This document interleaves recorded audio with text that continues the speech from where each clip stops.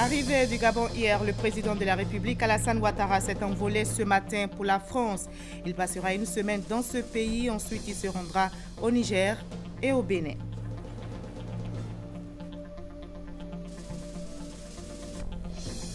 Le bilan s'est alourdi à Bouna, dans la région du Boukani, après les violents affrontements d'hier survenus entre communautés Koulango et Lobi. On déplore plusieurs morts et de nombreux blessés, ainsi que d'importants dégâts matériels.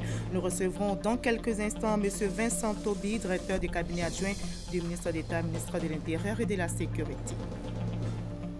Et puis, dimanche 27 mars aura lieu la fête de Pâques. Nous nous rendrons également dans cette édition dans la région du Bélier pour voir les préparatifs de cette fête. Et en sport football, les éléphants de Côte d'Ivoire se sont imposés 1-0 face au Soudan lors du match aller de la troisième journée des éliminatoires CAN 2017. Voilà pour le sommaire. Bienvenue dans le 20h sur RTI 1. Arrivé du Gabon hier, le président de la République, Alassane Ouattara, s'est envolé ce matin pour la France. Il passera une semaine dans ce pays. Après la France, le président Ouattara mettra le cap sur le Niger le 2 avril prochain pour assister à l'investiture du président nigérien Issoufou Mahamadou, réélu au second tour avec plus de 92% des voix du Niger. Le président ivoirien se rendra au Bénin pour l'investiture du nouveau président Patrice Talon. Patrice Talon, dont la victoire au second tour de la présidentielle au Bénin a été validée aujourd'hui même par la Cour constitutionnelle.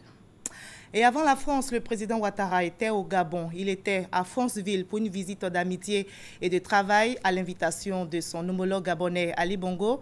Les deux chefs d'État ont eu un tête-à-tête et les échanges ont porté sur divers sujets d'intérêt commun et l'actualité de l'heure marquée par la lutte contre le terrorisme. On fait le point avec Jérôme Kofi Abolé. Séjour bref du président de la République de Côte d'Ivoire au Gabon, mais activités intenses. Au nombre de celles-ci, l'entretien en tête-à-tête entre les présidents ivoiriens et gabonais. Il a été surtout question du terrorisme, de la situation économique liée à la chute des matières premières, de la situation entre les deux sous-régions et du renforcement des relations déjà étroites entre le Gabon et la Côte d'Ivoire. Entre le président et moi-même, nous nous sommes déjà fixés ces habitudes de pouvoir être en consultation permanente. Et c'est ce que nous faisons, une fois ici, une fois en Côte d'Ivoire. Donc cette fois-ci, le président est venu me rendre visite. La prochaine fois, c'est moi qui irai le voir. Et puis au cours de les conversations que nous avons eues, il a été question de revue d'abord de politique bilatérale et ensuite le contexte international. Et vous vous doutez bien qu'il y a beaucoup dans l'actualité. Les liens entre le Gabon et la Côte d'Ivoire sont des liens très forts. Nous avons bien évidemment, avec le président Ali Bongo Ondimba, fait un tour d'horizon sur les questions bilatérales, la situation politique en Côte d'Ivoire, la situation politique au Gabon, les relations économiques entre les deux pays des deux sous-régions, l'Afrique centrale, l'Afrique de l'Ouest et même le continent, et les questions internationales. Monsieur le Président, je voudrais vous dire à quel point cette visite m'a été utile. Je voudrais vous remercier de votre amitié, des échanges que nous avons à chaque fois que nous nous rencontrons et des visites que vous nous rendez souvent en Côte d'Ivoire. Et cette fois-ci, je suis venu à Franceville pour vous dire que nous venons de passer un cap dans mon pays avec l'élection présidentielle d'octobre 2015 qui s'est bien déroulée et que nous avons bien sûr le défi de cette attaque terroriste que nous avons vécue. Et vous avez été parmi les premiers à me téléphoner dimanche après-midi, le 13 mars, quand nous avons eu cette attaque pour m'apporter votre soutien, vos condoléances et votre compassion. Je voudrais vous en remercier à nouveau, remercier le peuple gabonais pour toute l'attention qui a été portée à la Côte d'Ivoire pendant cette période douloureuse. Nous avons beaucoup parlé de ces questions de terrorisme au plan continental, car plusieurs pays africains l'ont subi, au plan mondial, pour dire que tout doit être fait pour améliorer la coordination et la coopération entre les États, entre nos services de sécurité, nos services de renseignement. Et vous-même, en tant que président de la communauté des États de l'Afrique centrale, vous m'avez dit que vous prendriez des initiatives. C'est ce que nous comptons faire également en Afrique de l'Ouest. Nous avons été en contact avec le président en exercice de la CEDEAO pour que ceci puisse se faire. Et nous espérons que très rapidement, les deux régions pourront tenir un sommet qui pourrait donc renforcer la coopération dans ce domaine. Nous avons beaucoup parlé de la situation économique, aussi bien au Gabon, en Côte d'Ivoire, en Afrique, pour déplorer cette chute brutale des prix de certaines matières premières, dont le pétrole. Et ceci demande bien sûr des mesures courageuses que vous avez déjà engagées.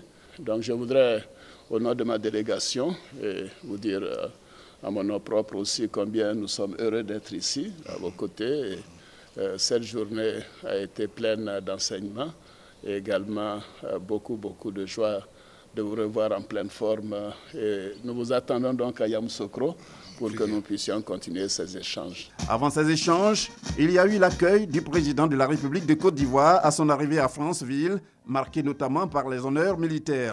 Devant la presse, le président Alassane Ouattara a dit être venu à Franceville pour rendre hommage à son père, feu le président El Hadj Omar Bongo Ondimba. Venir à Franceville est un moment important pour moi, pour tous les Ivoiriens. Vous connaissez les liens étroits qui ont toujours existé entre la Côte d'Ivoire et le Gabon. Et donc Franceville pour nous est comme un pèlerinage, un hommage au père d'Ali, au président Omar Bongo Ondimba, et également qui je considère comme mon père. Un séjour utile, comme l'a indiqué le président Alassane Ouattara, qui, avec son homologue gabonais Ali Bongo Ondimba, s'est rendu au mausolée du président El Hadj Omar Bongo Ondimba pour se recueillir et déposer une gerbe de fleurs sur la tombe de l'illustre défunt. Pour revenir à l'accueil à l'arrivée du président Alassane Ouattara à l'aéroport El Hadj Omar Bongo Ondimba de Mbengue-Franceville, on peut dire qu'il a été triomphal. Le chef de l'État ivoirien a saisi l'occasion pour prendre un bain de foule. Sur place ici en Côte d'Ivoire, le bilan s'est alourdi à Bouna, dans la région du Boukani, après les violents affrontements d'hier survenus entre communautés Koulango et Lobi. On déplore plusieurs morts et de nombreux blessés ainsi que d'importants dégâts matériels. Le gouvernement ivoirien, qui s'attelle à ramener le calme, a ouvert une enquête pour faire la lumière sur tous ces incidents. Et bien pour en parler, nous sommes avec le directeur adjoint du ministre de l'Intérieur et de la Sécurité, le ministre d'État, ministre de l'Intérieur et de la Sécurité, M. Vincent Tobi. Bonsoir, M. Tobi. Bonsoir, madame. Dites-nous, quelle est la situation qui prévaut à l'heure actuelle à Bouna après les affrontements communautaires? Merci beaucoup. La situation est calme ce soir, après 2 journées de tension, de vive tension dans le département de Bouna. Ce soir, le calme est revenu et les forces sont présentes dans les différents sites et dans les différents villages où ces tensions ont vu le jour. Eh bien, donc la tension est montée d'un cran hier, on l'a vu, le bilan s'est alourdi. Pouvez-vous nous en dire plus? Combien de personnes ont péri dans ces violences? Oui, dans la nuit du 23 au 24 mars 2016, les violences ont connu une aggravation particulière et il y a eu à ce stade 17 personnes décédées. Je parle des corps qui sont actuellement présents à l'hôpital général de Bouna, 17 décès. Mais c'est un bilan provisoire, comme vous le savez, parce que c'est une crise. Il faudra attendre quelques heures encore ou quelques jours pour avoir le bilan définitif. Donc 17 corps et 39 blessés, dont malheureusement quelques militaires et agents de sécurité qui sont allés maintenir l'ordre. Combien? À ce stade, 5 agents de sécurité, éléments des forces de défense et de sécurité. Et quelles sont donc les mesures prises par l'État ivoirien pour pouvoir mettre fin à ces violences? Bien avant que la crise éclate, et lorsqu'elle couvait, le président de la République a donné instruction qu'il soit fait rapidement face à cette situation. Et 147 éléments des forces de défense et de sécurité se sont immédiatement rendus dans le département de Bouna, où ces éléments donc ont pu faire les premières interventions. Et face à l'escalade de la violence, les commandements des forces armées, de la gendarmerie et de la police ont dépêché des renforts supplémentaires qui se chiffre à plusieurs centaines d'hommes, si vous voulez savoir avec assez de précision.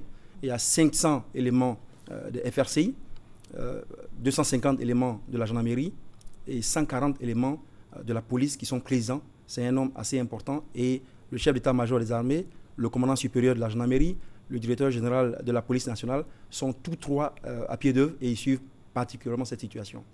Dites-nous, qu'est-ce qui est à l'origine au juste de ces affrontements dans la région du Boukani? précisément dans la ville de Bouna? Ce sont les conflits éleveurs-agriculteurs. Ce sont des conflits qui sont récurrents dans de nombreux départements de la Côte d'Ivoire, presque dans toutes les régions. Et vous savez que cette saison particulière, il y a des éleveurs qui donc prennent leurs bêtes dans les champs, dans les pâturages, dans les endroits, dans les forêts, dans les savanes, pour leur permettre de brouter.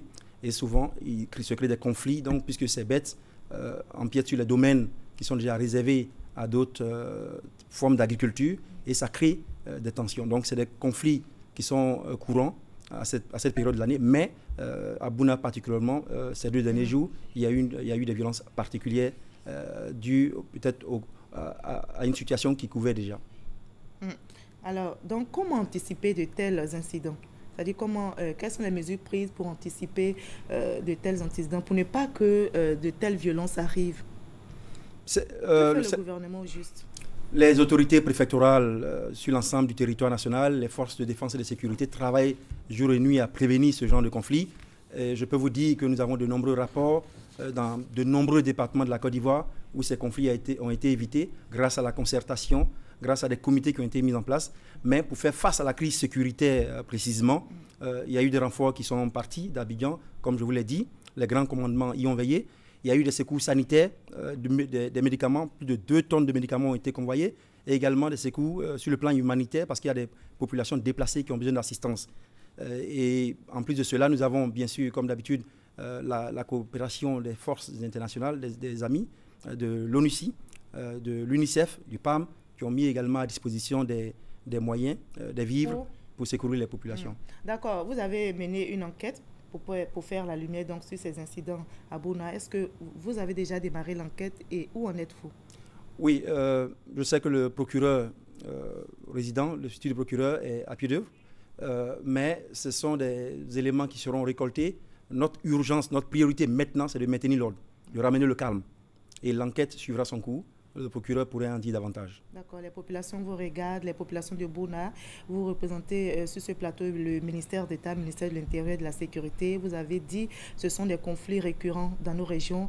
Est-ce que ces conflits-là pourront être réglés définitivement un jour? Oui, madame, ces conflits sont déjà réglés. Ce sont des événements isolés qui arrivent, mais ces conflits sont déjà réglés. Les préfets, les forces de défense et de sécurité règlent ces problèmes au quotidien. Il y a des comités mis en place. Malheureusement, il y a des débordements qui arrivent, et vous savez que quand ce genre de conflits arrive, ils peuvent s'agréger à des conflits séculaires qui existaient déjà dans la localité, et ça donne une dimension particulière. Mais ces problèmes sont réglés, et vous voyez, même la mise en place de la Chambre des rois et chefs traditionnels permet de régler ces conflits dans les espaces ruraux et de trouver des solutions. Merci beaucoup, M. Vincent Toby, d'avoir répondu à nos questions. Je rappelle que vous êtes le directeur des cabinets adjoints du ministre d'État, ministre de l'Intérieur et de la Sécurité. Merci d'avoir été avec nous sur ce plateau. À Séguélon, dans la région du Denguélé, l'ambiance est tout autre à présent. Les agriculteurs et éleveurs ont mis fin à leur conflit. Ce retour à la paix est à l'actif du préfet de cette localité. Il a réussi à convaincre les protagonistes à privilégier le bon voisinage et le respect mutuel. Nous nous rendons maintenant à Boukani, toujours dans la région donc, du Boukani, où les ressortissants s'activent pour amener la paix. Élus, cadres, filles et fils de Boukani tentent après ce drame malheureux d'apaiser les esprits. 24 heures après, ils se retrouvent.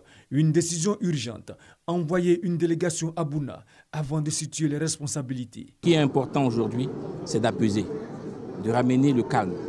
Il faut que nos parents sachent que nous, à Abidjan, nous les cadres, nous les fils de la région, nous sommes unis. Et d'ailleurs, nous nous sommes parlé. Et nous avons pris des décisions. Nous avons appelé à l'apaisement.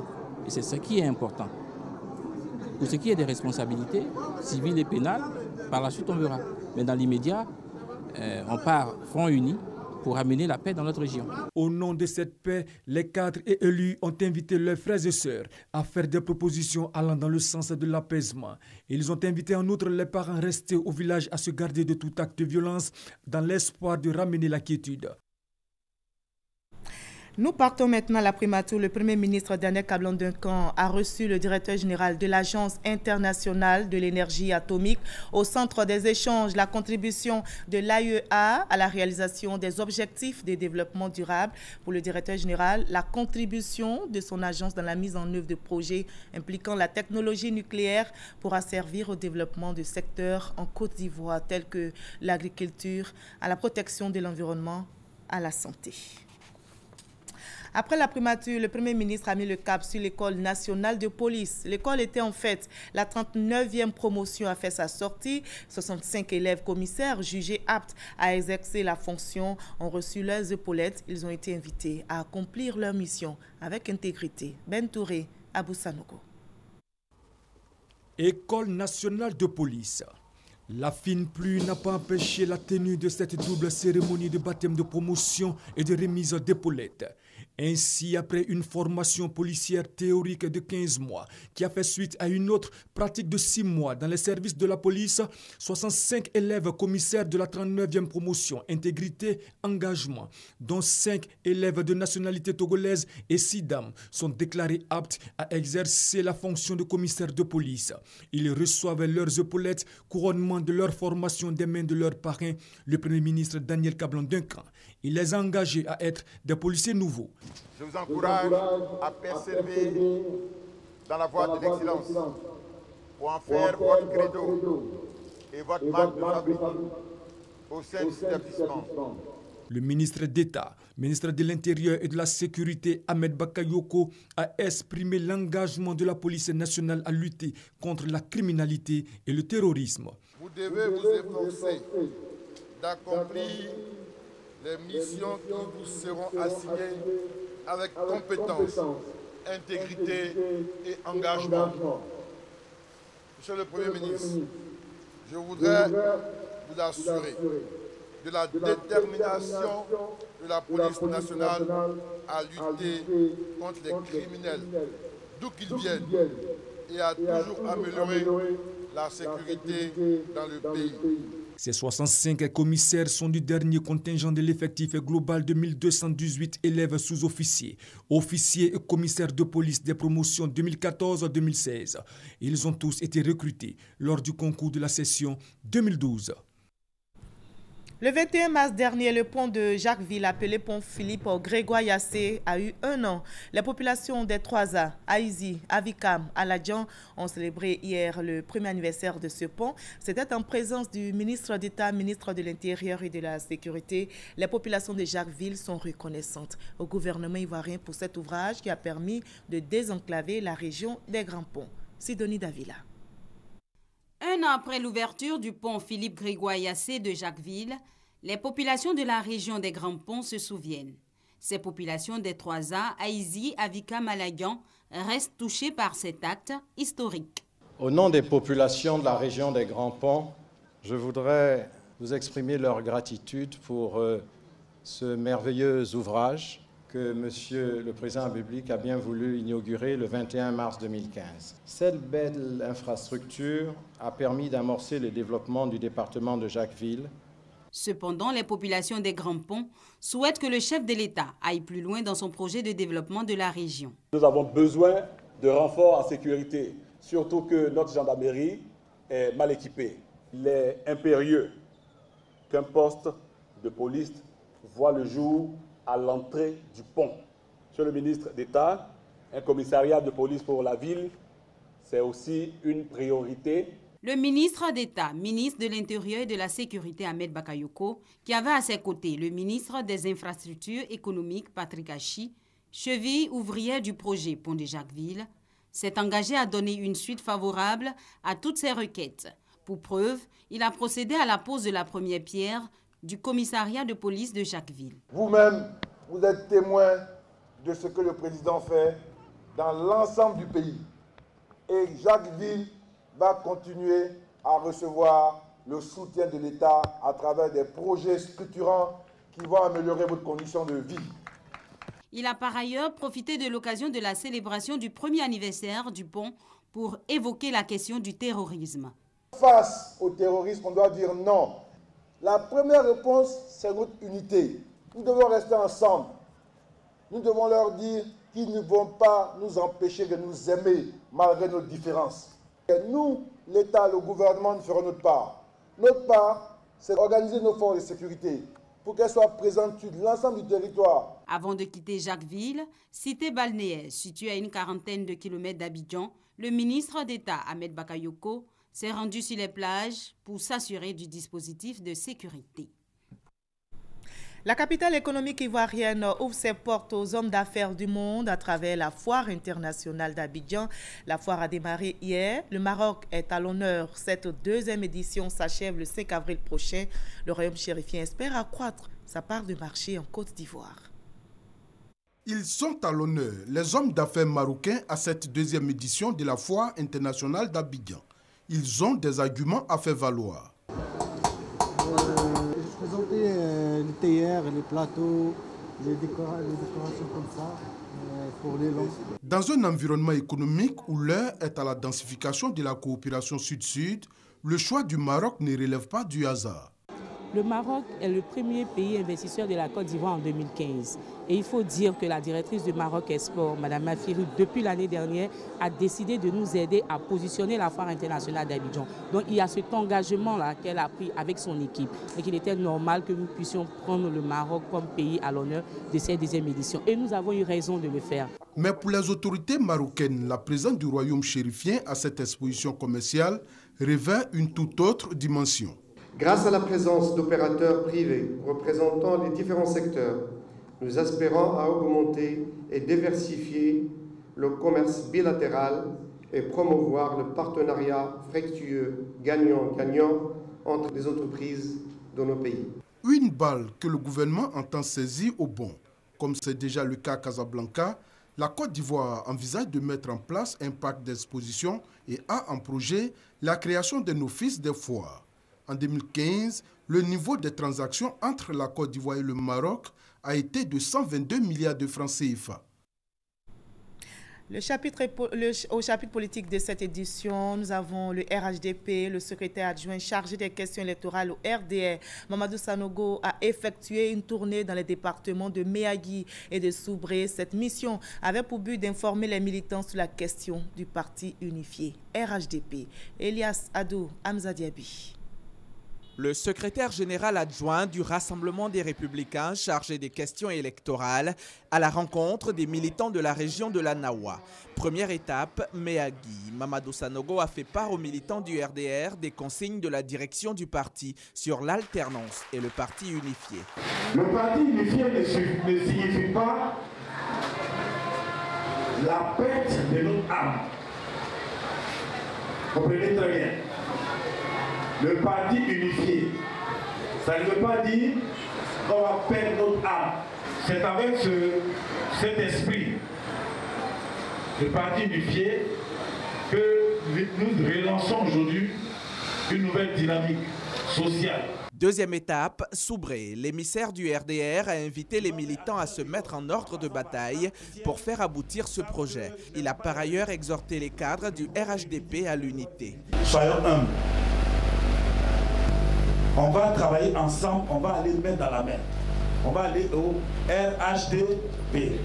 À Méagui comme à Soubré, Mamadou Sanogo a, au nom de la direction du RDR, mis en mission les responsables locaux afin d'étendre les sections du parti dans les zones les plus reculées.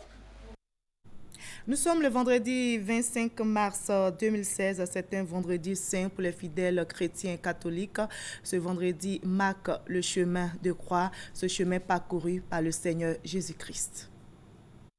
Vendredi saint, les chrétiens catholiques du monde entier commémorent la passion du Christ par le chemin de croix. Un acte dévotionnel et communautaire. L'exemple ici à la paroisse Saint-Étienne de Nouveau-Koumassi. Tous les fidèles sont au chemin de croix pour revivre les 14 stations. Sur la croix, il a dit à son Père, pardonne-leur car ils ne savent pas ce qu'ils font. Nous devons nous pardonner les uns les autres. Le chemin de croix, c'est une manière pour nous de vivre la passion du Christ. On se remémore comment notre Seigneur a souffert pour que nous soyons sauvés aujourd'hui. Ce chemin de croix, marqué par une procession, est aussi un moment de deuil avec la passion du Christ mimée par la troupe théâtrale. C'est un mémorial de la mort de notre Seigneur Jésus-Christ. Il ne s'agit pas d'une certaine manière de reprendre exactement la mort de notre Seigneur aujourd'hui, mais de participer à sa passion, à sa souffrance aussi à notre manière. L'attitude à tenir, c'est celle qui est la pénitence, la charité et la prière. Donc il faudra jusqu'à Pâques rester dans cette dynamique-là, le recueillement, l'amour du prochain et bien sûr le sens du sacrifice. C'est seulement en 1931, sous le pape Clément XII, que la permission fut donnée de faire le chemin de croix dans d'autres églises catholiques que celle des franciscains. Cette journée, marquant le second jour de Triduum pascal, est vécue dans le silence et le recueillement jusqu'à la résurrection du Christ, le jour de Pâques. Voilà, c'était le chemin de croix de Jésus-Christ, chemin parcouru par les fidèles chrétiens de la commune de Komassi. Reportage commenté pour vous par Kadi Fadiga Fofana. Et la fête de Pâques aura lieu le dimanche prochain, 27 mars. Ce vendredi est très mouvementé dans les gares routières d'Abidjan à cause des flux de voyageurs vers les villes et villages baoulés pour cette fête. Les passagers sont nombreux dans les gares routières à Adjamé. Question, quelle sécurité dans les gares et corridors? Quelles sont les mesures de sécurité prises? Élément de réponse avec Doigt des Laser. Des tests d'alcool au volant, le contrôle des pneumatiques, tous les véhicules de convoi pour la fête de Pâques sont soumis à cet exercice de sécurité routière au corridor de GESCO. Objectif, 0 accident de circulation en période de fête pascale. Depuis mardi, nos équipes sont sur le terrain à Abidjan, à Bouaké et à Yamsoukro pour procéder à la sensibilisation effective des usagers de la route. Ce vendredi saint est un jour de très grand déplacement et nous avons renforcé notre équipe pour que nous puissions intensifier la sensibilisation des usagers. Toutes les mesures préventives sont prises en compte pour un voyage sans accident. Les mauvais chargements ne sont pas épargnés du contrôle. Ce cas de 70 places surchargées de bagages ne sera peut-être pas du voyage. Pourquoi vous arrêtez? À cause de les bagages, quand même mal chargés, il y a bagages en haut, il y a bagages dedans, au pire on s'en met bois pour caler. Pour maintenir un peu le poids des bagages, nous sommes obligés de mettre des supports qui n'est pas commode pour la sécurité des usagers sur la route. En tout cas, nous sommes obligés de faire des réparations avant de reprendre la route. Dans les gares routières, l'heure est à la sensibilisation en cette période de fête de Pâques.